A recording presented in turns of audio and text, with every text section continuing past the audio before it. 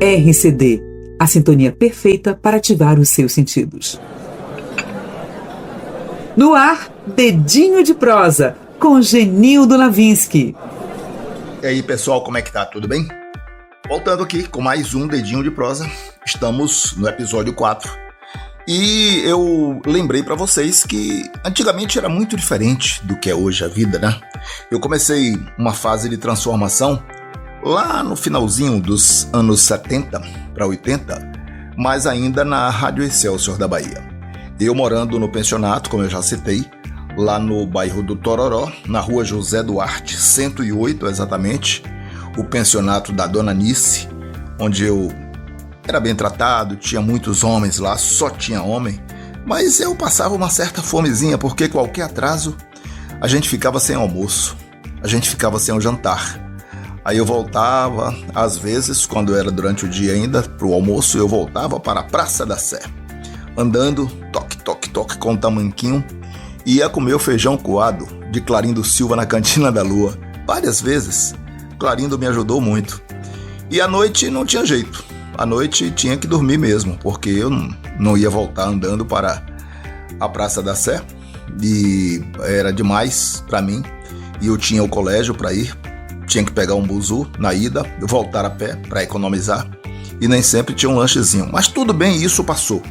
Mas a cidade era muito diferente do que é hoje. A vida era completamente diferente aqui em Salvador. A gente tinha uma cidade em desenvolvimento ainda, existiam muitas obras. Mas para mim tudo aquilo era estranho, porque eu vim de Itabuna, uma cidade infinitamente menor do que Salvador, com problemas totalmente diferentes, trânsito, transporte coletivo, violência aqui era quase zero, a gente não ouvia falar em roubo, não ouvia falar em nada. Inclusive, esse episódio de cidade tranquila, cidade que era uma paz quase que completa, me fez dormir uma determinada oportunidade no dique do Tororó. Isso mesmo, no meio da rua. Eu dormi em um banco do dique do Tororó. Mas por que isso aconteceu? Havia um jogo programado para uma quarta-feira à noite, no estádio da Fonte Nova, entre Itabuna e Bahia. E vieram dois amigos da Rádio Jornal de Itabuna, Juca Neto e Jairo Caldas, e eles iriam transmitir esse jogo para Itabuna, e eu aqui na Rádio Excelsior. Como eram conhecidos meus lá de Itabuna, nós tínhamos trabalhado juntos na Rádio Jornal. Claro que eu recepcionei esses dois colegas. Chegaram aqui e eu fui levá-los para conhecer a cidade, roda daqui, roda dali. Eles desceram na rodoviária, mas eu não tinha local para abrigar esses amigos. Eu morava em um pensionato que não dispunha de vaga. E aí nós fomos rodando durante o dia e eles precisavam dormir. Como é que vamos dormir? Aí eu propus, a gente roda e senta no banquinho desse aí. Dois dormem e um fica de vigia durante um determinado tempo. Pronto. E assim fizemos. Dois iam dormir, davam uma cochilada, aí de repente acordava e ia revezando, até de manhã. O dia amanheceu, a gente começou a rodar de novo, tomou um cafezinho, limpou a cara e foi pra rua.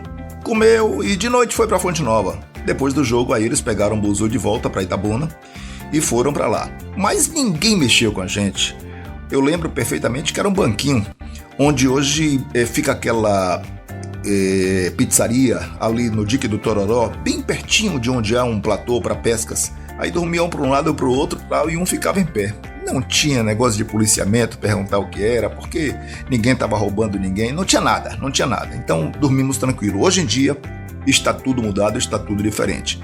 E assim eu fui seguindo a minha vida até que eu mudei, graças a Deus, de vida, fui crescendo, fui aprendendo as coisas, fui melhorando do ponto de vista profissional, até que fui convidado para trabalhar em outra emissora. Fui chamado por França Teixeira e Álvaro Martins para trabalhar na Rádio Clube de Salvador. A Rádio Clube de Salvador estava naquele momento começando a sua trajetória aqui na cidade, aqui no estado da Bahia. Era a Rádio Clube de Salvador AM, 1290 era o prefixo dela, e França Teixeira montou uma equipe de esportes. Para montar a equipe de esportes, ele não queria simplesmente dizer que tinha uma equipe para transmitir futebol. Ele queria derrubar a audiência das outras. Então o que é que ele fez? Ele saiu fazendo um catadinho. De cada emissora, ele tirou o que ele chamou de melhores, né? E eu fui nesse bolo, graças a Deus. Da Rádio Excelsior saímos eu, Silvio Mendes, Júlio César Santana, na época, e fomos para a Rádio Clube. E aí lá encontramos, já que tinham saído de outras emissoras, Fernando José, Armando Oliveira, depois foi Zebim também para a Rádio Clube, né, que trabalhava já em outra emissora, me parece que na Rádio Sociedade. E aí foi Martinho Leles, que trabalhava na Rádio Cultura, Adilson Limonge, que trabalhava com França Teixeira na Rádio Sociedade, e fizemos uma baita equipe. França Teixeira montou uma baita equipe e eu fiz parte dela. E aí essa equipe realmente marcou a época. Juarez Oliveira, poxa vida, era tanta gente boa que tinha nessa equipe. E a gente foi crescendo, a audiência crescendo. E França Teixeira tinha por norma o seguinte: olha, se tem jogo com bola rolando em qualquer lugar que seja, a gente vai transmitir. E a gente transmitiu o jogo em tudo quanto é canto desse Brasil, em tudo quanto é canto dessa América, em tudo quanto é canto do mundo. Olha, meus amigos, a Rádio Clube de Salvador, para você ter uma ideia, ela transmitiu, foi uma das 4 emissoras a transmitir aqui no Brasil a despedida de Pelé no Cosmos de Nova York contra o Santos, no jogo disputado lá nos Estados Unidos. Foi um orgulho para a gente estar lá presente nesse estádio, transmitindo um jogo entre Santos e Cosmos de Nova York. Um tempo ele jogando com a camisa do Cosmos, outro tempo jogando com a camisa do Santos. Foi a despedida de Pelé do futebol. Então isso marcou, porque França Teixeira fazia questão de dizer: olha, nós estamos presentes ao estádio. Tá? Naquela época tinha a questão do chamado tubão, que o cara transmitia o jogo com a televisão à sua frente, como até hoje acontece em praticamente 100% das emissoras do Brasil inteiro. Ninguém praticamente gasta mais dinheiro com viagem. São raras as emissoras que vão aos locais das partidas, tá? O cara monta uma televisão no estúdio, vai, transmite e fim de papo. E acabou a história aí. E todo mundo fica feliz, satisfeito, vende o comercialzinho dele e vai embora, tá? Mas antigamente não. Antigamente tinha a concorrência. Poxa vida, o que eu conheci de cidade pelo mundo afora não tá no gibi. Foi muita coisa mesmo. E aí veio a Copa do Mundo. Primeiro veio o Campeonato Brasileiro. A gente fazia tudo, né? Saía daqui com Bahia, saía com Vitória, ia para tudo quanto é canto desse Brasil, acompanhando as equipes que representavam o futebol da Bahia. Depois veio a Seleção Brasileira se preparando para a Copa do Mundo. Inicialmente, eu fui para a Copa do Mundo de 78 na Argentina com Oswaldo Júnior. A gente foi muito tempo antes de começar a Copa do Mundo. Para quê? Para mostrar ao público, ouvinte da Rádio Clube de Salvador, como é que estavam os preparativos da Argentina para a Copa do Mundo. A gente foi direto para Mar del Plata.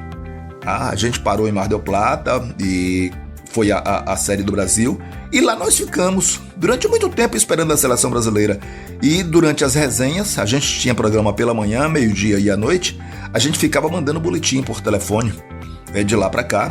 Eventualmente a gente conseguia fazer ao vivo, mas tudo era telefone. A gente tinha os plugzinhos, né, chamados jacarés, que a gente tirava a boca do telefone, o bocal do telefone, e ligava nele, e o som saía legal pra caramba, diferente do que é hoje, é claro, mas saía um som muito bom. Pegava um gravador e rodava as entrevistas. Enfim, a gente fazia um miserê tecnológico danado para conseguir falar, e falava. E a gente tinha a grande missão de não deixar escapar nada. Era notícia mesmo, nada de comentar, nada de ficar no blá blá blá. A gente ia pra rua colher informação e transmitia informação para o público. Por isso que as emissoras de rádio tinham uma concorrência assim muito bacana, muito legal, porque os seus repórteres sabiam como cavar a informação, cavar a notícia. A gente foi na cidade de Buenos Aires, eu e Oswaldo Júnior, em busca de uma entrevista com uma ministra, não lembro mais o nome dela a essa altura, mas na época ela era do Ministério, assim, equivalente ao Ministério do Turismo, né? A Argentina tinha como se diz assim, um regime ditatorial naquela época, né? Ainda muito forte. E a gente conseguiu uma entrevista com essa mulher, que era a mulher que mandava no turismo de lá. E França vibrou com isso, porque ele, pelo amor de Deus, conseguiu! Tá aí, Genildo Lavinsky, Oswaldo Júnior, direto de Buenos Aires, a entrevista fulana de tal, a secretária. Ele fez uma festa por isso, e a gente ficava extremamente feliz. Mas foi muito bacana, tá bom? Bom, no próximo episódio eu vou contar mais histórias para vocês da própria Argentina, dessa cobertura da Copa do Mundo, e depois a gente vai contar histórias também relativas a outras viagens e a uma prisão da qual eu fui vítima, oh meu Deus do céu. Pois é, sabe aonde? Em Caracas, na Venezuela, e eu estava lá trabalhando. Ah, meu Deus do céu, eu vou contar para vocês o que é que aconteceu. Um abraço, pessoal, Dedinho de Prosa volta semana que vem. RCD, a sintonia perfeita para ativar os seus sentidos.